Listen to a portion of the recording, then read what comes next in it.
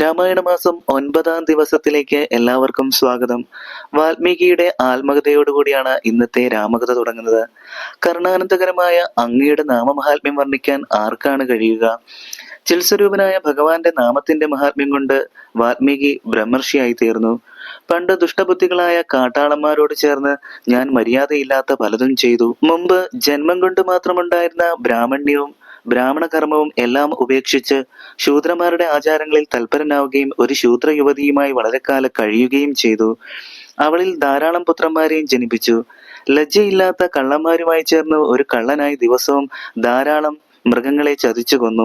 ധാരാളം ബ്രാഹ്മണരുടെ വകകൾ പിടിച്ചു പറിച്ചു. ഒരിക്കൽ മുനീന്ദ്രവനത്തിൽ നിന്ന് സപ്തർഷികൾ വരുന്നത് കണ്ട് അവരുടെ വസ്ത്രാദികൾ പിടിച്ചു പറിക്കാൻ മൂഢനായി ഞാൻ ഓടിയെത്തി. ഉച്ചസൂര്യനെ പോലെ തേജോരൂപികളായ മഹർഷിമാർ നിർദ്ധയം അവരുടെ അടുത്തെത്തി എന്നെ ആരോരുമില്ലാത്ത കൊടുങ്കാറ്റിൽ വെച്ചുകൊണ്ട് സംഭ്രമത്തോടെ എന്നോട് പറഞ്ഞു, നിൽക്കൂ നിൽക്കൂ, നീ എന്തു ചെയ്യാൻ പോകുന്നു ദുർമതി? നീ സത്യം പറയുക. സന്തോഷപൂർവ്വം മുനിമാർ ഇങ്ങനെ ചോദിച്ചപ്പോൾ കഠോരചിത്തനായി ഞാൻ ഇങ്ങനെ പറഞ്ഞു, എനിക്ക് ഭാര്യയും ധാരാളം പുത്രന്മാരുമുണ്ട്. അവർ വിശപ്പും ദാഹവും കൊണ്ട് കഷ്ടപ്പെടുന്നു. അതിനാൽ ഉപജീവനത്തിനു വേണ്ടി വഴിപോക്കരിൽ നിന്ന് ദിവസവും പലതും പിടിച്ചു പറിക്കുന്നു. നിങ്ങളിൽ നിന്ന് എന്തെങ്കിലും കൈക്കലാക്കാനാണ് ഞാൻ വന്നത്. അത് കേട്ട് മഹർഷിമാർ സസന്തോഷം ഇങ്ങനെ പറഞ്ഞു, എങ്കിൽ ഞങ്ങൾ പറയുന്നത് നീ കേൾക്കണം. നിന്റെ കുടുംബങ്ങളോട് നീ ചെന്ന് ഇപ്രകാരം ചോദിക്കണം, നിങ്ങൾക്ക് വേണ്ടി ഞാൻ ചെയ്യുന്ന പാപങ്ങളുടെ പങ്ക് നിങ്ങൾ കൂടി പങ്കിട്ട് വാങ്ങുമോ? ഇത് വീട്ടിൽ പോയി ചോദിച്ചു വരുന്നത് വരെ ഞങ്ങൾ ഇവിടെ തന്നെ നിൽക്കാം. അക്കാര്യത്തിൽ നിനക്ക് സംശയം വേണ്ട. ഇത് കേട്ടിട്ട് ഞാൻ വീട്ടിലെത്തിയ പുത്രന്മാരോടും ഭാര്യയോടും മഹർഷിമാർ പറഞ്ഞ കാര്യം ചോദിച്ചു. നിങ്ങളെ പോറ്റുന്നതിന് വേണ്ടി ഞാൻ ധാരാളം ദുഷ്ടപ്രവർത്തികൾ ചെയ്യുന്നു. അതിന്റെ എല്ലാം ഫലം നിങ്ങൾ കൂടി പങ്കിടുമോ? അതോ ഞാൻ ചെയ്ത പാപത്തിന്റെ ഫലം ഞാൻ തന്നെ അനുഭവിക്കണമോ? സത്യം പറയൂ. ഈ ചോദ്യത്തിനുള്ള അവരുടെ മറുപടി ഇപ്രകാരമായിരുന്നു, ദിവസവും ചെയ്യുന്ന കർമ്മങ്ങളുടെ ഫലം ചെയ്യുന്ന ആളൊഴിച്ച് മറ്റാരെങ്കിലും അനുഭവിക്കുമോ? അവനവൻ ചെയ്യുന്ന പ്രവർത്തികളുടെ ഫലം അവനവൻ തന്നെ അനുഭവിക്കണം. അവരുടെ വാക്കുകൾ കേട്ട് വിരക്തിയോടുകൂടി പലതും ചിന്തിച്ചുകൊണ്ട് ഞാൻ മഹർഷിമാരുടെ സമീപത്തെത്തി. അനശ്വരരായ തപസ്സുകളുമായുണ്ടായ ബന്ധം നിമിത്തം എന്റെ മനസ്സ് ശുദ്ധമായി. അമ്പും വില്ലുമെല്ലാം ദൂരെ കളഞ്ഞിട്ട് ഞാൻ മഹർഷിമാരുടെ പാദങ്ങളിൽ നമസ്കരിച്ചുകൊണ്ട് ഇങ്ങനെ പറഞ്ഞു, എഴുന്നേൽക്കുക, നിനക്ക് മംഗളം ഭവിക്കട്ടെ. നിനക്കെപ്പോഴും മനഃശുദ്ധി ഉണ്ടാകട്ടെ. സജ്ജന സംസർഗത്തിന്റെ ഫലം നിനക്കുടനെ ലഭിക്കും. അത്തരത്തിലുള്ളതാണ് വിദ്വാന്മാരുടെ മഹത്വം. ഇന്നു തന്നെ ഞങ്ങൾ നിനക്കൊരു ഉപദേശം തരുന്നുണ്ട്. അതുകൊണ്ട് നിനക്ക് സദ്ഗതി ഉണ്ടാകും. ധന്യരായ മഹർഷിമാർ പരസ്പരം നോക്കിയിട്ട് ഇങ്ങനെ മനസ്സിൽ വിചാരിച്ചു, ദുർവൃത്തനും ബ്രാഹ്മണാധമനുമായ ഇവൻ ദിവ്യജനങ്ങളാൽ ഉപേക്ഷിക്കപ്പെടേണ്ടവനാണ്. എങ്കിലും രക്ഷിക്കണേ രക്ഷിക്കണേ എന്ന് പറഞ്ഞ് ശരണം പ്രാപിച്ചവൻ ദുഷ്ടനാണെങ്കിലും പ്രയത്നം ചെയ്ത് രക്ഷിക്കപ്പെടേണ്ടവനത്രേ. സാക്ഷാൽ പരബ്രഹ്മത്തെക്കുറിച്ചുള്ള ബോധം നൽകി മോക്ഷമാർഗം കാട്ടിക്കൊടുത്ത് ഇവനെ രക്ഷിക്കണം. ഇങ്ങനെ പറഞ്ഞിട്ട് സപ്തർഷിമാർ രാമന്റെ നാമത്തിലെ രാമ എന്ന രണ്ടക്ഷരം മര എന്നു മറിച്ചിട്ട് ഉപദേശിച്ചു തന്നു. മനസ്സ് ഏകാഗ്രമാക്കിക്കൊണ്ട് നിത്യവും മരാമര എന്ന് ജപിക്കുക. അനന്തരം ആ മുനീന്ദ്രന്മാർ ആകാശമാർഗത്തിലൂടെ പോയി. 1000 യുഗത്തോളം ഞാൻ മര എന്ന മന്ത്രം ജപിച്ചുകൊണ്ടിരുന്നു. എന്റെ ശരീരത്തിനു ചുറ്റും ചിതൽപുറ്റ് വളർന്ന് എന്നെ മൂടി. ബാഹ്യമായുള്ള സകലതും ഞാൻ മറന്നു. വളരെ കാലം കഴിഞ്ഞ് സൂര്യന്മാർ ഉദിച്ചു വരുന്നത് പോലെ താപസന്മാർ എന്റെ മുന്നിൽ എഴുന്നള്ളി പുറത്തു വരൂ എന്ന് പറഞ്ഞതനുസരിച്ച് ഞാൻ പുറ്റിന് പുറത്തു വന്നു. വാൽമീകത്തിനകത്തു നിന്ന് വന്നതിനാൽ അവർ എനിക്ക് വാൽമീകി എന്ന് പേരിട്ടു. നീ വലിയ വേദജ്ഞനും ബ്രഹ്മജ്ഞനുമായി തീരട്ടെ എന്ന് അനുഗ്രഹിച്ചിട്ട് അവർ മടങ്ങിപ്പോയി. അന്നു മുതലാണ് ഞാൻ ഈ വിധത്തിലായത്. രാമനാമത്തിന്റെ മഹത്വം കൊണ്ടാണ് എനിക്ക് ഇങ്ങനെയായി തീരാൻ കഴിഞ്ഞത്. ഇന്ന് സീതയോടും ലക്ഷ്മണനോടും കൂടി കാരുണ്യാനിധിയായ അങ്ങയെ കാണാൻ ഭാഗ്യമുണ്ടായതും എന്റെ മുൻജന്മ കർമ്മഫലം കൊണ്ടുകൂടിയാണ്. രാജീവലോചനും രാജേന്ദ്രശേഖരനും ദയാനിധിയും രഘുകുലജാതനുമായ രാമനെ കണ്ണുകൊണ്ട് കാണാൻ കഴിഞ്ഞതിനാൽ ഞാൻ മുക്തനായി. രക്ഷകനും ദേവസ്ഥനുമായ അങ്ങേക്ക് സീതയോടൊന്നിച്ച് വസിക്കുവാൻ ആനന്ദകരമായ ഒരു സ്ഥലം ഞാൻ കാണിച്ചു തരാം, വന്നാലും എന്ന് പറഞ്ഞിട്ട് ശിഷ്യന്മാരോടുകൂടി വാൽമീകി നടന്നു. ചിത്രകൂട പർവ്വതത്തിന്റെയും ഗംഗാനദിയുടെയും ഇടയിലായി മനോഹരമായ ഒരു ആശ്രമം നിർമ്മിച്ചു. തെക്കും വടക്കും കിഴക്ക് പടിഞ്ഞാറും 2 പർണശാലകൾ നിർമ്മിച്ച് ഇവിടെ വസിക്കുക എന്ന് രാമാദികളോട് വാൽമീകി അരുളി ചെയ്തു. കാമദേവ തുല്യനായ ശ്രീരാമൻ സീതയോടും നിർമ്മലനായ ലക്ഷ്മണനോടും കൂടി ബ്രഹ്മധ്യാനത്തിൽ മുഴുകി അവിടെ വസിച്ചു. സ്വർഗത്തിൽ ദേവർഷിമാർ ദേവന്മാർ എന്നിവരാൽ സേവിതരായി ഇന്ദ്രൻ വാഴുന്നത് പോലെ വാൽമീകിയുടെ നിത്യപൂജകൾ സ്വീകരിച്ചുകൊണ്ട് സീതയോടും ലക്ഷ്മണനോടും കൂടി ശ്രീരാമൻ ആനന്ദപൂർവ്വം അവിടെ വസിച്ചു. മന്ത്രി ശ്രേഷ്ഠനായ സുമന്ത്രർ വലിയ ദുഃഖത്തോടെ അയോധ്യയിലെത്തി. തേര് പുറത്തു നിർത്തിയിട്ട് മുണ്ടുകൊണ്ട് മുഖം പൊത്തിയും ഇറ്റിറ്റ് വീഴുന്ന കണ്ണുനീർ തുടച്ചുകൊണ്ടും ധൈര്യസമേതം ദശരഥന്റെ മുമ്പിലെത്തി. ദശരഥ മഹാരാജാവിനെ അഭിവാദം ചെയ്തു വണങ്ങിയ സുമന്ത്രരോട് ദശരഥൻ ഇങ്ങനെ ചോദിച്ചു, ശ്രീരാമൻ സീതയോടും സഹോദരനോടും കൂടി എവിടെയാണ് വസിക്കുന്നത്? നാണം കെട്ട ഈ പാപിയെ അറിയിക്കാൻ എന്താണ് പറഞ്ഞയച്ചത്? ലക്ഷ്മണനും ലക്ഷ്മിക്ക് തുല്യമായ സീതയും എന്താണ് വിശേഷിച്ച് പറഞ്ഞയച്ചത്? രാമ രാമ ലക്ഷ്മണ സീതയെ ദുഃഖം വർദ്ധിച്ച് മരിക്കാനൊരുങ്ങുന്ന പാപിയായ എന്റെ അടുത്തിരിക്കാനും മക്കളെ കണ്ടു മരിക്കാനും എനിക്ക് പുണ്യമില്ലാതായി പോയല്ലോ. ഇങ്ങനെ പറഞ്ഞു കരയുന്ന ദശരഥനോട് ദുഃഖത്തോടെ സുമന്ത്രർ പറഞ്ഞു, അങ്ങയുടെ കൽപ്പന പ്രകാരം ശ്രീരാമനെയും സീതയെയും ലക്ഷ്മണനെയും ഞാൻ തേരിൽ കയറ്റിക്കൊണ്ടുപോയി. ശൃംഗിവേരം എന്ന നഗരത്തിനടുത്ത് ഗംഗാതീരത്തിരിക്കുമ്പോൾ ശൃംഗിവേരാധിപനായ ഗുഹൻ ശ്രീരാമന്റെ സമീപത്ത് വന്ന് ഫലമൂലാദികൾ സമർപ്പിച്ചു തൊഴുതു. ശ്രീരാമൻ അതെല്ലാം തൊട്ടു സ്വീകരിച്ചു. അനന്തരം കുമാരന്മാർ ജടയും മരവരിയും ധരിച്ചു. തുടർന്ന് ശ്രീരാമൻ എന്നോട് പറഞ്ഞു, ആരും എന്നെ വിചാരിച്ച് ദുഃഖിക്കരുത്, അമിതമായ ദുഃഖം മനസ്സിലുണ്ടാകരുത് എന്ന് അച്ഛനോട് പ്രത്യേകം പറയണം. അയോധ്യയേക്കാൾ സുഖം വനത്തിലാണ്. വനവാസം മോക്ഷസിദ്ധിക്കുള്ള ഉത്തമ മാർഗം കൂടിയാണ്. സൗഖ്യം അയോധ്യയിലേറും വനങ്ങളിൽ മോക്ഷസിദ്ധിക്കും പെരുവഴിയായി വരും എന്നീ വരികൾ ചിലർ ഇങ്ങനെ വ്യാഖ്യാനിക്കുന്നു. അയോധ്യയിൽ ഭൗതിക സുഖങ്ങൾ ഏറെ ഉണ്ടാകാം, എന്നാൽ വനവാസത്തിലൂടെ മോക്ഷമാർഗത്തിലുള്ള മാർഗങ്ങൾ തുറന്നു കിട്ടും. അമ്മയെയും ഞാൻ നമസ്കരിക്കുന്നു. അമ്മ എന്നെക്കുറിച്ച് ദുഃഖിക്കരുത്. അച്ഛൻ ദുഃഖിതനും വാർദ്ധക്യപീഡിതനുമാണ്. എന്നെ പിരിഞ്ഞുള്ള അച്ഛന്റെ ദുഃഖം മധുരവും ശ്രേഷ്ഠവുമായ ഉപദേശാമൃതം കൊണ്ട് അങ്ങ് ശമിപ്പിക്കണം. സീതാദേവി മുഖപത്മം കുനിച്ച് കണ്ണുനീർ വാർത്ത് ഗദ്ഗതത്തോടെ പറഞ്ഞു, ഭർത്താവിന്റെ അമ്മമാരുടെ പാദങ്ങളിൽ ഞാൻ സാഷ്ടാംഗം നമസ്കരിക്കുന്നുവെന്ന് അവരെ അറിയിക്കണം. അവർ തോണിയിൽ കയറിയപ്പോൾ ഞാൻ ജീവച്ഛവം പോലെ നിന്നുപോയി. തോണി മറുകരയിലെത്തി. അവർ മറയുന്നതുവരെയും 4-5 നാഴിക ഞാൻ ശവശരീരത്തിന്റെ അവസ്ഥയിലായിരുന്നു. പിന്നീട് ധൈര്യം അവലംബിച്ച് ഞാൻ മടങ്ങിപ്പോന്നു. ഇത് കേട്ട് കൗസല്യാദേവി കരഞ്ഞുകൊണ്ട് ഇങ്ങനെ പറഞ്ഞു, 2 വരങ്ങൾ പണ്ടേ നൽകിയിരുന്നതാണല്ലോ. ഇഷ്ടയായ കൈകേയിക്ക് സന്തോഷത്തോടുകൂടി രാജ്യം നൽകിയാൽ പോരായിരുന്നോ? എന്റെ മകനെ കാട്ടിൽ കളയാൻ വേണ്ടി ഈ പാപി എന്തു തെറ്റാണ് ചെയ്തത്? മഹാരാജാവ് ഈ വിധമെല്ലാം വരുത്തി വച്ചതിന് ശേഷം തനിയെ വിലപിക്കുന്നതിന് എന്താണ് കാരണം? കൗസല്യയുടെ വാക്കുകൾ കഠിനമായ ദുഃഖത്തോടെ കേട്ടിട്ട് രാജാവ് പതിയെ പറഞ്ഞു, ഉള്ളിൽ കൊള്ളി വയ്ക്കുന്നത് പോലെയുള്ള വാക്കുകൾ പറഞ്ഞ് പുണ്യമില്ലാത്ത എന്റെ ദുഃഖം വർദ്ധിപ്പിക്കുന്നത് എന്തിനാണ്? ദുഃഖിച്ചു മരിക്കാൻ തുടങ്ങുന്ന എന്റെ മനസ്സ് പ്രിയവല്ലഭേ, നീ ഒരിക്കൽ കളയരുത്. മരണകാലമെടുത്ത ഒരു താപസൻ ശപിച്ചതാണ് എന്റെ ഇപ്പോഴത്തെ ദുഃഖത്തിന് കാരണം. മനോഹരിയായ കൗസല്യേ, ശാപകാരണം എന്തായിരുന്നുവെന്ന് നീ കേൾക്കൂ. സാക്ഷാൽ തപസ്സുകൾ ഈശ്വരന്മാരാണല്ലോ. ഒരിക്കൽ അർദ്ധരാത്രിയിൽ നായാട്ടുമൂലം ക്ഷീണിച്ചവശനായ ഞാൻ അമ്പും വില്ലും കൈലേന്തി നദീതീരത്തിലെ കാട്ടിൽ നിൽക്കുകയായിരുന്നു. അപ്പോൾ ദാഹിച്ചു വലഞ്ഞ മാതാപിതാക്കളുടെ നിയോഗമനുസരിച്ച് അവരുടെ മകനായ മഹർഷി കുമാരൻ സാഹസബുദ്ധിയോടെ ഇരുട്ടത്ത് കുടവുമായി വന്ന് നദിയിൽ നിന്ന് വെള്ളമെടുക്കാൻ തുടങ്ങി. കുടത്തിൽ വെള്ളം കയറുന്ന ശബ്ദം കേട്ടിട്ട് അത് ആനയുടെ തുമ്പിക്കൈയിൽ വെള്ളം കയറുന്ന ശബ്ദമാണെന്ന് ധരിച്ച് ശബ്ദഭേദിയായ ഒരു അമ്പ് ശക്തിയായി ഞാൻ തൊടുത്തുവിട്ടു. അയ്യോ, എന്നെ കൊന്നു! ഞാൻ ആർക്കും ഒരു ദോഷവും ചെയ്തിട്ടില്ല. ആരായിരിക്കും എന്നെ കൊന്നത്? ഈശ്വര, ദാഹാർത്തരായ അച്ഛനമ്മമാർ എന്നെ കാത്തിരിക്കുന്നു എന്നൊരു മനുഷ്യ ശബ്ദം കേട്ട് ഭയത്തോടും ദുഃഖത്തോടും കൂടി ശബ്ദം കേട്ട സ്ഥലത്തെത്തി. എന്റെ അമ്പേറ്റ് വീണ് കിടക്കുന്ന മുനികുമാരന്റെ പാദങ്ങളിൽ നമസ്കരിച്ചുകൊണ്ട് സങ്കടത്തോടെ ഞാൻ പറഞ്ഞു, സ്വാമി, ഞാൻ ദശരഥ മഹാരാജാവാണ്. കുറ്റക്കാരനായി എന്നെ രക്ഷിക്കണേ. നായാട്ടിൽ ആശ തോന്നിയ ഞാൻ ആന വെള്ളം കുടിക്കുകയാണെന്ന് കരുതി ശരമയച്ചതാണ്. പാപിയായി ഞാൻ ഇപ്പോൾ തന്നെ ജീവൻ ഉപേക്ഷിക്കുന്നുണ്ട്. കാൽക്കൽ വീണ് കരയുന്ന എന്നോട് മുനികുമാരൻ ദുഃഖത്തോടെ പറഞ്ഞു, ഇത് കർമ്മഫലമാണ്, ആർക്കും തടയാൻ കഴിയുന്നതല്ല ഇത്. ഞാൻ വൈശ്യനായതിനാൽ ബ്രഹ്മഹത്യാഭാവം അങ്ങയെ ബാധിക്കുകയില്ല. ഇനി ഒട്ടും താമസിയാതെ അങ്ങ് ചെന്ന് എന്റെ അച്ഛനമ്മമാരെ ആശ്വസിപ്പിക്കുക. വാർദ്ധക്യവും ജരാനരകളും കൊണ്ട് അവശരാണവർ. കണ്ണിന് കാഴ്ചയുമില്ല. ഞാൻ വെള്ളം കൊണ്ടുവരുമെന്ന പ്രതീക്ഷയിൽ അവർ എന്നെയും കാത്തിരിക്കുകയാണ്. അങ്ങ് അവർക്ക് വെള്ളം കൊണ്ടുകൊടുത്ത് സംഭവിച്ചതെല്ലാം അവരോട് പറയണം. സത്യം പറഞ്ഞാൽ അദ്ദേഹം അങ്ങയെ രക്ഷിക്കും. കോപമുണ്ടായാൽ അച്ഛൻ അങ്ങയെ ഭസ്മമാക്കും. പ്രാണൻ പോകാത്തതിനാൽ എനിക്ക് വലിയ വേദനയുണ്ട്. ഈ അമ്പ് വലിച്ചൂരിയെടുക്കുക. അത് കേട്ട് ഞാൻ അമ്പ് ഊരിയെടുത്തു. അനന്തരം വെള്ളം നിറച്ച കുടവുമായി സംഭ്രമത്തോടെ വൃദ്ധ ദമ്പതിമാരുടെ അടുത്തേക്ക് പോയി. വൃദ്ധരായ ഞങ്ങൾ കാഴ്ചയില്ലാതെ പാതിരാത്രിയിൽ വിശന്നു ദാഹിച്ചു വലഞ്ഞു കഴിയുന്ന ഞങ്ങൾക്ക് വെള്ളത്തിനു വേണ്ടി പോയ മകനും ഞങ്ങളെ മറന്നു കളഞ്ഞു. ഞങ്ങൾക്ക് നീയല്ലാതെ സഹായത്തിന് മറ്റാരുമില്ല. മുമ്പെല്ലാം ഞങ്ങളോട് വളരെ ഭക്തിയുള്ളവനായിരുന്നു നീ. ഇപ്പോൾ എല്ലാ ബന്ധവും ഉപേക്ഷിച്ച് പെട്ടെന്ന് നീ സ്വസ്ഥനായി മാറിക്കഴിഞ്ഞു. അവർ ഇങ്ങനെ ചിന്തിച്ചുകൊണ്ടിരിക്കുന്നതിനിടയിൽ എന്റെ കാലൊച്ച കേട്ട് വളരെ താല്പര്യപൂർവ്വം അവന്റെ പിതാവ് ഇങ്ങനെ ചോദിച്ചു, മകനെ, നീ താമസിക്കാൻ കാരണം എന്താണ്? വേഗം വെള്ളം തരൂ. ഇത് കേട്ട ഞാൻ അവരുടെ പാദങ്ങളിൽ ആദരപൂർവ്വം നമസ്കരിച്ചിട്ട് നടന്നതെല്ലാം പറഞ്ഞു. ഞാൻ നിങ്ങളുടെ മകനല്ല, അയോധ്യയിലെ രാജാവായ ദശരഥനാണ്. രാത്രിയിൽ മൃഗയാതൽപരനായി ഞാൻ കടുവ മുതലായ മൃഗങ്ങളെ കൊന്നു വീണ്ടും നായാട്ടിനായി നദീതീരത്ത് മൃഗങ്ങളെ കാത്തിരുന്നു. കുടത്തിൽ വെള്ളം കയറുന്ന ശബ്ദം കേട്ട് ആന തുമ്പിക്കൈയിൽ വെള്ളമെടുക്കുന്ന ശബ്ദമാണെന്ന് തെറ്റിദ്ധരിച്ച് ശക്തിയായി ഞാൻ ഒരു അമ്പ അയച്ചു. ആ ശരം നിങ്ങളുടെ മകനാണ് ഏറ്റത്. കരച്ചു കേട്ടുള്ള സ്ഥലത്തേക്ക് ഞാൻ ഭയത്തോടെ ഓടിച്ചെന്നു. ഇത് കേട്ട് പൊട്ടിക്കരഞ്ഞ് ദുഃഖത്തോടെ അവർ പറഞ്ഞു, പുത്രൻ കിടക്കുന്നിടത്തേക്ക് ഞങ്ങളെ കൊണ്ടുപോകൂ. അവർ പറഞ്ഞത് കേട്ട് അവരെ എടുത്തു കൊണ്ടുപോയി മകന്റെ ശരീരം കാണിച്ചു കൊടുത്തു. കഷ്ടം! കർമ്മഫലം എന്ന് പറഞ്ഞുകൊണ്ട് മകന്റെ ശരീരം തൊട്ട് തലോടി.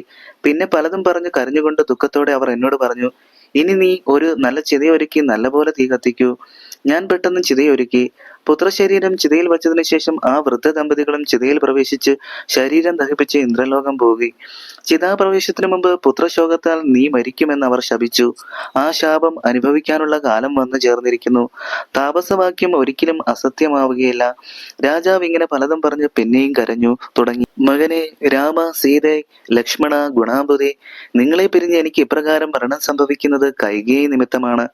രാജീവലോചനായ രാമനെ ചിന്തിച്ചുകൊണ്ട് ദശരഥ മഹാരാജാവ് ദേവലോകം പ്രവേശിച്ചു. രാജകുടുംബത്തിലെ സ്ത്രീകൾ മാറത്തടിച്ച് വാവിട്ട് കരയുന്ന കോലാഹലം കേട്ട് വസിഷ്ഠ മഹർഷി സംഭ്രമത്തോടെ മന്ത്രിമാരോടൊന്നിച്ച് അന്തപുരത്തിനകത്ത് ചെന്ന് ഇങ്ങനെ പറഞ്ഞു, രാജാവിന്റെ ശരീരം കേടാവാതിരിക്കാൻ എണ്ണത്തോണിയിലാക്കുക. അനന്തരം ദൂതന്മാരെ വിളിച്ചു വരുത്തി അവരോട് പറഞ്ഞു, നിങ്ങൾ ഇന്ന് തന്നെ വളരെ വേഗമുള്ള കുതിരപ്പുറത്ത് കയറി കേകയ രാജ്യത്ത് ചെന്ന് ഭരതന്റെ അമ്മാവനായ യുധാജിത്തിനോട് ഭരതശത്രുന്മാരെ വേഗം ഇങ്ങോട്ട് അയക്കണമെന്ന് പറയൂ. അനന്തരം ദൂതന്മാർ വളരെ വേഗം കേകയ രാജ്യത്തെത്തി. യുധാജിത്തിനെ നമസ്കരിച്ചിട്ട് ഇങ്ങനെ പറഞ്ഞു, അല്ലയോ രാജാവേ, ഒട്ടും താമസിയാതെ ഭരതനെയും ശത്രുഘ്നെയും അയോധ്യയിലേക്ക് അയക്കണം. ദൂതവാക്യം കേട്ട് രാജാവ് കുമാരന്മാരോട് അയോധ്യയിലേക്ക് പോകാൻ പറഞ്ഞു. അതനുസരിച്ച് കുമാരന്മാർ സമയത്തു തന്നെ പുറപ്പെട്ടു. ആൾത്തിരക്കില്ലാത്ത, സന്തോഷത്തിമിർപ്പുകളില്ലാത്ത, ദുഃഖത്തിൽ മുഴുകിയ അയോധ്യ നഗരവും കണ്ടുകൊണ്ട് ഭരതശത്രുഘ്നന്മാർ തേജസ്സില്ലാത്തതും രാമലക്ഷ്മണന്മാരില്ലാത്തതുമായ കൊട്ടാരത്തിൽ പ്രവേശിച്ച് ഭക്തിപൂർവ്വം കൈകേയിയെ നമസ്കരിച്ചു. പുത്രനെ കണ്ട സന്തോഷത്തോടെ കൈകേയി എഴുന്നേറ്റ് മുറുകെ പുണർന്ന് മടിയിലിരുത്തി നെറുകയിൽ ചുംബിച്ചിട്ട് ചോദിച്ചു, എന്റെ കുടുംബത്തിലുള്ളവർക്കെല്ലാം സുഖമല്ലേ? അമ്മയ്ക്കും അച്ഛനും സഹോദരനും മറ്റുള്ളവർക്കും ക്ഷേമമാണോ? കൈകേയി ഇങ്ങനെ ചോദിച്ചപ്പോൾ ഭരതൻ പെട്ടെന്ന് പറഞ്ഞു, അമ്മേ, അച്ഛനെ കാണാൻ എനിക്ക് വലിയ സങ്കടമുണ്ട്. അച്ഛൻ എവിടെയാണ്? മുമ്പൊരിക്കലും അമ്മയെ പിരിഞ്ഞ് അച്ഛനെ ഞാൻ കണ്ടിട്ടില്ല. ഇപ്പോൾ അമ്മ ഒറ്റയ്ക്കിരിക്കുന്നത് കണ്ട് എന്റെ മനസ്സിൽ ദുഃഖവും ഭയവും തോന്നുന്നു.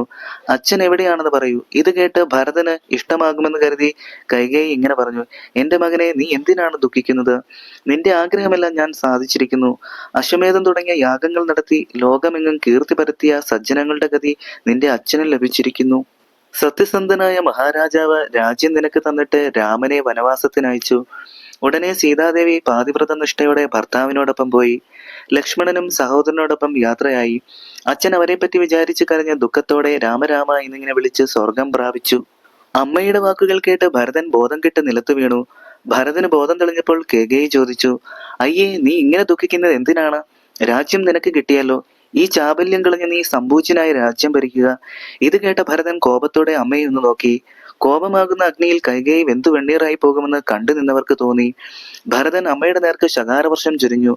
ഭർത്താവിനെ കൊന്ന പാവേ, മഹാഭയങ്കരി, നാണം കെട്ടവളെ, ദയയില്ലാത്തവളെ, ദുഷ്ടേ, രാക്ഷസി, ഞാൻ പുണ്യമില്ലാത്ത മഹാഭാവി ആയതുകൊണ്ടാണ് നിന്റെ ഗർഭത്തിൽ ജനിക്കാനിടയായത്. ഇനി ഞാൻ നിന്നോട് സംസാരിക്കുകയില്ല.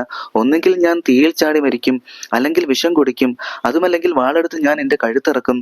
ദുഷ്ടേ, ഭയങ്കരി, ഏതു വിധമെങ്കിലും ഞാൻ മരിക്കും, സംശയമില്ല. ഇത് കാരണം നീ കുംഭിഭാഗമെന്ന നരകത്തിൽ പതിക്കാനിടയാകും. ഇങ്ങനെ അമ്മയെ ശകാരിച്ചിട്ട് ഭരതൻ വേഗം കൗസല്യയുടെ കൊട്ടാരത്തിലെത്തി. കാൽക്കൽ നമസ്കരിച്ച ഭരതനെ അമ്മയായ കൗസല്യ ആലിംഗനം ചെയ്തു. വളരെ മെലിഞ്ഞ അതിദീനയായ കൗസല്യ കണ്ണുനീരോടെ ഭരതനോട് പറഞ്ഞു, എന്റെ മകൻ വളരെ അകലത്തായി പോയതുകൊണ്ടാണ് ഈ കർമ്മദോഷങ്ങളെല്ലാം ഉണ്ടായത്. ശ്രീരാമനും സീതയും ലക്ഷ്മണനും മരവരിയും ജടയും ധരിച്ച് കാട്ടിൽ പോയി എന്നെ നിർദ്ദയം ദുഃഖസമുദ്രത്തിലാഴ്ത്തി. രാമ, രഘുവംശ നായക, നാരായണ, അങ്ങ് എന്റെ മകനായി വന്ന് കേവലം ജനിച്ചെങ്കിലും ദുഃഖമൊരിക്കലും വിട്ടുപിരിയുന്നില്ല. ആലോചിച്ചു നോക്കിയാൽ ഇത് വലിയ വിധിഫലം തന്നെ. ഇങ്ങനെ പറഞ്ഞു കരയുന്ന അമ്മയെ നമസ്കരിച്ചിട്ട് ദുഃഖത്തോടുകൂടി ഭരതൻ പറഞ്ഞു, ഇതുകൊണ്ട് അവിടുന്ന് ദുഃഖിക്കരുത്. അമ്മ, ഞാൻ പറയുന്നത് കേൾക്കണം. എന്റെ അമ്മ കൈകേയിയാണ് ശ്രീരാമചന്ദ്രന്റെ രാജാഭിഷേകം മുടക്കിയത്. ശ്രീരാമചന്ദ്രനാണ് ഇത് ഞാൻ അറിഞ്ഞിട്ടില്ല. ഞാൻ അറിഞ്ഞിട്ടുണ്ടെങ്കിൽ 100 ബ്രഹ്മഹത്യാപാപം ചെയ്താൽ ഉണ്ടാകുന്ന പാപഫലം എനിക്ക് അനുഭവിക്കാൻ ഇടയാകട്ടെ. ബ്രഹ്മപുത്രനായ വസിഷ്ഠമുനിയെയും അദ്ദേഹത്തിന്റെ ധർമ്മപത്നിയായ അരുന്ധതിയെയും വാളുകൊണ്ട് വെട്ടിക്കൊന്നാൽ ഉണ്ടാവുന്ന പാവവും എല്ലാം ഞാൻ അനുഭവിക്കും. ഇപ്രകാരം പല ശപഥവും ചെയ്ത് കഠിന ദുഃഖത്തോടെ കരയുന്ന ഭരതനോട് കൗസല്യ മാതാവ് പറഞ്ഞു, നിനക്കൊരു ദോഷവുമില്ലെന്ന് എനിക്കറിയാം. കൗസല്യ ഇപ്രകാരം പറഞ്ഞിട്ട് ഭരതനെ ഗാഢമായി ആലിംഗനം ചെയ്ത് നെറുകയിൽ ചുംബിച്ചു. ഇത് കണ്ടവരൊക്കെ വാവിട്ട് കരഞ്ഞു. ഇതെല്ലാം കേട്ടറിഞ്ഞ വസിഷ്ഠ മഹർഷി മന്ത്രിമാരോടുകൂടി അവിടെ എത്തി. ഭരതൻ ദുഃഖത്തോടെ ഗുരുവിനെ തൊഴുതു. ഭരതന്റെ കരച്ചിൽ കണ്ട് ഗുരു വസിഷ്ഠൻ പറഞ്ഞു, കരച്ചിൽ മതിയാക്കി ഞാൻ പറയുന്ന കേവല തത്വം കേൾക്കൂ. രാജാതിരാജനും സത്യപരാക്രമനും അറിവും ശക്തിയുമുള്ളവനും വൃദ്ധനുമായ ദശരഥ മഹാരാജാവ് രാജകീയമായ ഭൗതിക സുഖങ്ങളെല്ലാം അനുഭവിച്ച് വിധിപ്രകാരം വളരെ യാഗങ്ങൾ ചെയ്ത് ധാരാളം ധനവും ദക്ഷിണയായി ദാനവും നൽകി. അനന്തരം സ്വർഗലോകത്തിലെത്തിയ ദശരഥൻ ദുർലഭമായ ദേവേന്ദ്രന്റെ അർദ്ധാസനം ലഭിച്ച് ഇന്ദ്രാദി ദേവ സമൂഹത്താൽ വന്ദിതനായി സസുഖം സന്തുഷ്ടനായി കഴിയുന്നു. ഇങ്ങനെയുള്ള പിതാവിനെ കുറിച്ച് എന്തിനാണ് മുഖം താഴ്ത്തി നീ ദുഃഖത്തോടെ കരയുന്നത്? കുലഗുരുവായ വസിഷ്ഠന്റെ വാക്കുകൾ കേട്ടിട്ട് ഭരതൻ ദശരഥന്റെ സംസ്കാര കർമ്മങ്ങൾ വിധിപ്രകാരം അനുഷ്ഠിച്ചു. ബ്രഹ്മാവിന് തുല്യനായ വസിഷ്ഠൻ ശത്രുഘ്നോടൊന്നിച്ച് ഭരതനെ സഭയിലേക്ക് വരുത്തി. നിന്റെ അച്ഛനും സത്യസന്ധനുമായ ദശരഥൻ നിനക്ക് രാജ്യം നൽകിയിരിക്കുന്നു. പുത്രന്റെ നന്മയ്ക്ക് വേണ്ടി കൈകേയി അഭ്യർത്ഥിച്ച 2 വരങ്ങൾ നിമിത്തമാണ് നിനക്ക് രാജ്യം ലഭിച്ചിരിക്കുന്നത്. മന്ത്രികളോടൊത്ത് ഞാൻ മന്ത്രപൂർവ്വം നിന്നെ അഭിഷേകം നടത്താൻ ആഗ്രഹിക്കുന്നു. രാജ്യം ഉപേക്ഷിക്കാൻ ഇനി നിനക്ക് കഴിയുകയില്ല. ഉപേക്ഷിച്ച രാജ്യം അനാഥമാകും. അച്ഛന്റെ ആജ്ഞ നീ അനുസരിക്കണം, അല്ലെങ്കിൽ പാപമുണ്ടാകും. മനുഷ്യർക്ക് നന്മകളെല്ലാം ഉണ്ടാകുന്നത് ഗുരുജനങ്ങളുടെ പ്രസാദം കൊണ്ടാണ്. വസിഷ്ഠന്റെ വാക്കുകൾ കേട്ട ഭരതൻ അദ്ദേഹത്തെ തൊഴുതുകൊണ്ട് ഇപ്രകാരം പറഞ്ഞു, അടിയന് രാജ്യം കൊണ്ട് എന്താണ് ഫലം? എന്റെ ജ്യേഷ്ഠൻ തന്നെയാണ് രാജാവാകേണ്ടത്. നിങ്ങൾക്കെല്ലാം ഇക്കാര്യം അറിയാവുന്നതാണല്ലോ. ശ്രീരാമനെ കൂട്ടിക്കൊണ്ടുവരുന്നതിന് നാളെ പുലർക്കാലത്ത് ഞാൻ പുറപ്പെടുന്നു. അങ്ങ് അരുന്ധതി ദേവിയും പൗരന്മാരും മന്ത്രിമാരും ആനാതേര് കാലാൾ കുതിര എന്നിവ ഉൾപ്പെട്ട സൈന്യവും ആനകം ശംഖം പെരുമ്പറ തുടങ്ങിയ വാദ്യവിശേഷങ്ങളുടെ പ്രയോക്താക്കളും ബ്രാഹ്മണരും മുനിമാരും സാമന്ത രാജാക്കന്മാരും വൈശ്യരും ശൂദ്രരും കൈകേയി ഉൾപ്പെടെ അമ്മമാരും എല്ലാം എന്നോടൊന്നിച്ചുണ്ടാവണം. ശ്രീരാമൻ മടങ്ങിയെത്തുന്നവരെ ഞങ്ങൾ വെറും നിലത്തു മാത്രമേ കിടക്കൂ. കാഴും കിഴങ്ങും പഴവും ഭക്ഷിച്ച് താമസന്മാരെ പോലെ ഭസ്മം പൂശി വരവുരിയും ജടയും ധരിച്ച് ദുഃഖം ആചരിച്ചു കഴിയുകയുള്ളൂ. ഭരതന്റെ വാക്കു കേട്ടവരെല്ലാം വളരെ നല്ലത് എന്ന് പറഞ്ഞ് അഭിനന്ദിച്ചു. ഭരതൻ സൈന്യത്തോടുകൂടി വന്നിരിക്കുന്ന വിവരം കേട്ടറിഞ്ഞ ഗുഹൻ ശങ്കാകുലനായി. ഭരതൻ വന്നിരിക്കുന്നത് ശ്രീരാമനെ ആക്രമിക്കാനോ എന്നായിരുന്നു ഗുഹന്റെ സംശയം. അനന്തരം ഭൃത്യന്മാരോട് പറഞ്ഞു, എല്ലാവരും അമ്പ വില്ല തുടങ്ങിയ ആയുധങ്ങളും ഏന്തി തോണിയിൽ കെട്ടിയിട്ട് തയ്യാറായി നിൽക്കൂ. ഞാൻ പോയി ഭരതനെ കണ്ടിട്ട് മടങ്ങി വരാം. അടുത്തു ചെന്ന് വന്ദിക്കുമ്പോൾ അവന്റെ മനസ്സിലിരിപ്പ് എന്താണെന്നറിയാം. ശ്രീരാമനെ എതിർക്കാനാണെങ്കിൽ ഇവരാരും ഒരിടത്തോട്ടും പോകരുത്. അതല്ലേ, നല്ല മനസ്സോടെയാണ് വരുന്നതെങ്കിൽ അവരെ തടസ്സമില്ലാതെ ഗംഗ കടത്തിവിടണം. ഇങ്ങനെ ആലോചിച്ചുറച്ചിട്ട് ഗുഹൻ ചെന്ന് ഭരതന്റെ കാൽക്കൽ നമസ്കരിച്ചു. ഗുഹനെ പിടിച്ചെഴുന്നേൽപ്പിച്ച് മുറുകെ പിണർന്നിട്ട് ശ്രീരാമഭക്തനായ സുഹൃത്തിനോട് സുഖമല്ലേ എന്ന് കുശലം ചോദിച്ചു. തുടർന്ന് ഗുഹനോട് ഭരതൻ പറഞ്ഞു, ശ്രീരാമൻ എവിടെ വസിക്കുന്നു എന്ന് നീ വേഗം എന്നോട് പറയൂ. പോയി അദ്ദേഹത്തെ ഇങ്ങോട്ട് കൂട്ടിക്കൊണ്ടുവരാം. അങ്ങ് കേട്ടാലും ഞാൻ പറയാം. ഗംഗാനദി കടന്നാൽ അടുത്തായി മംഗളകരമായ ചിത്രകൂട പർവ്വതമുണ്ട്. അതിനടുത്തായി സീതയോടും സഹോദരനോടും കൂടി ശ്രീരാമൻ സുഖമായി വസിക്കുന്നു. ഗുഹന്റെ വാക്കുകൾ കേട്ട ഭരതൻ പറഞ്ഞു, നമുക്ക് വേഗം അങ്ങോട്ട് പോകാം. ഗംഗാനദി തരണം ചെയ്യുന്നതിന് പെട്ടെന്ന് വേണ്ടതൊക്കെ ചെയ്യൂ. ഭരതന്റെ വാക്കു കേട്ട ഗുഹൻ ഗംഗാനദി കടത്തുവാൻ വിസ്താരമുള്ളതും വലിയ തുഴകളുള്ളതുമായ 500 വള്ളങ്ങൾ വൃദ്ധജനങ്ങളോടുകൂടി തീരത്ത് നിരത്തി നിർത്തി. വലിയ ഒരു തുട കയ്യിലെടുത്ത് വലിയ തോണിൽ കയറിയ ഗുഹൻ ശത്രുഘ്നൻ, ഭരതൻ, മുനീന്ദ്രനായ വസിഷ്ഠൻ, രാമമാതാവായ കൗസല്യ, ദുശീലക്കാരിയായ കൈകേയി, ഉത്തമയായ സുമിത്ര, മറ്റു രാജപത്നിമാർ എന്നിവരെയെല്ലാം ആദരപൂർവ്വം കയറ്റി ഭയം കൂടാതെ മറുകരയിലെത്തിച്ചു. ഗംഗാനദിയെ വന്ദിച്ച ശേഷം മഹാസൈന്യം മുമ്പേ നടന്നു. കടുവകളും പശുക്കളും ശത്രുത കൂടാതെ പെരുമാറുന്ന ഭരദ്വാജാശ്രമം കണ്ട് സന്തുഷ്ടനായ ഭരതൻ തന്റെ വൻപടയെ അകലെ നിർത്തി. ശത്രുഘ്നനോടൊന്നിച്ച് സസന്തോഷത്തോടെ ആശ്രമത്തിൽ പ്രവേശിച്ച ഭരതൻ ഉജ്ജ്വല ശോഭയുള്ളവനും മഹാതേജസ്വിയും ശാന്തമാനസനും ബ്രഹ്മാവിന് സമനുമായിട്ടിരിക്കുന്ന ഭരദ്വാജ മഹർഷിയെ ഭക്തിപൂർവ്വം സാഷ്ടാംഗം നമസ്കരിച്ചു. ദശരഥപുത്രനായ രാജകുമാരനാണ് വന്നിരിക്കുന്നതെന്ന് മനസ്സിലാക്കിയ മഹർഷി സന്തോഷത്തോടെ വിധിപ്രകാരം അതിഥി പൂജ നടത്തി. അവരെ സ്വീകരിച്ചിട്ട് കുശല പ്രശ്നങ്ങൾ നടത്തി. ഭരദ്വാജ മഹർഷി മംഗലാത്മാവായ ഭരതനെ ആലിംഗനം ചെയ്ത് നെറുകയിൽ ചുംബിച്ചിട്ട് സന്തോഷത്തോടെ ഇങ്ങനെ പറഞ്ഞു, കുഞ്ഞെ, എന്തിനധികം പറയുന്നു? സകല കാര്യങ്ങളും ദിവ്യദൃഷ്ടി കൊണ്ട് ഞാൻ അറിഞ്ഞിരിക്കുന്നു. നീ ദുഃഖിക്കരുത്. ലക്ഷ്മീകാന്തനായ രാമനിൽ ലക്ഷ്മണനേക്കാൾ ഭക്തിയുള്ളവനാണ് നീ. സൈന്യസമേതം നിന്നെ ഇന്ന് ഞാൻ സൽക്കരിക്കുന്നുണ്ട്. ഊണ് കഴിഞ്ഞ് ഇവിടെ ഉറങ്ങിയിട്ട് പ്രഭാതത്തിൽ വേണം ശ്രീരാമനെ ചെന്ന് വണങ്ങുവാൻ. എല്ലാം അവിടുന്ന് കൽപ്പിക്കുന്നത് പോലെ എനിക്കൊന്നിലും വൈമുഖ്യമില്ല, ഭരതൻ പറഞ്ഞു. മഹർഷി ശരീരശുദ്ധി വരുത്തി ആചമനം നടത്തിയിട്ട് ഹോമശാലയിലെത്തി. ഏകാഗ്ര മനസ്സോടെ കാമധേനുവിനെ ധ്യാനിച്ചു. തൽക്ഷണം കാട് ദേവലോക തുല്യമായി തീർന്നു. വൃക്ഷങ്ങൾ ദേവകളായി, ലതകൾ ദേവസ്ത്രീകളായി. മഹർഷിയുടെ ധ്യാനവൈഭവം അത്ഭുതകരം തന്നെ. ചോറും തിന്നാനും കുടിക്കാനുമുള്ള മറ്റു ഭക്ഷണ സാധനങ്ങളും കറികളും ഭക്ഷണശാലകളും സൈനികർക്കുള്ള താവളങ്ങളും രാജമന്ദിരങ്ങളും അവിടെ കാണപ്പെട്ടു. സ്വർണവും രത്നങ്ങളും കൊണ്ട് നിർമ്മിച്ച അവയുടെ മനോഹാരിത വർണ്ണിക്കാൻ 1000 നാവുള്ള അനന്തന് പോലും പ്രയാസമുണ്ട്. പിറ്റേന്ന് രാവിലെ എല്ലാവരും ഉണർന്നെഴുന്നേറ്റ് പ്രഭാതകൃത്യങ്ങൾ അനുഷ്ഠിച്ച ശേഷം ഭരദ്വാജ മഹർഷിയുടെ പാദങ്ങൾ വണങ്ങി മഹർഷിയുടെ അനുവാദത്തോടെ രാജകുമാരന്മാർ ചിത്രകൂട പർവ്വതത്തിലെത്തി. സൈന്യത്തെ അതിനടുത്ത് താമസിപ്പിച്ചു. സ്നേഹിതനായ ഗുഹൻ, സുമന്ത്രർ, ശത്രുഘ്നൻ എന്നിവരോടൊപ്പം ഭരതൻ ശ്രീരാമ ദർശനത്തിലുള്ള ആഗ്രഹത്തോടെ പല താമസന്മാരോടും അന്വേഷിച്ചു. ശ്രീരാമൻ സീതയോടും ലക്ഷ്മണനോടും എപ്പം എവിടെയാണ് താമസിക്കുന്നത്? ഉത്തമനായ ഭരതനോട് താപസന്മാർ പറഞ്ഞു, ഗംഗാനദിയുടെ വടക്കേക്കരയിൽ ചിത്രകൂട പർവ്വതത്തിന്റെ പാർശ്വത്തിലുള്ള ആശ്രമത്തിൽ പുരുഷോത്തമനായ ശ്രീരാമൻ വസിക്കുന്നു. ഇത് കേട്ട് കൗതുകത്തോടെ ഭരതനും കൂട്ടരും അങ്ങോട്ട് ചെന്നു. അവിടെ അത്യത്ഭുതകരമായ രാമചന്ദ്രാശ്രമം അവർ കണ്ടു. രാമായണ മാസം 9-ാം ദിവസത്തെ രാമകഥ ഇവിടെ പൂർണ്ണമാകുന്നു. നന്ദി, നമസ്കാരം.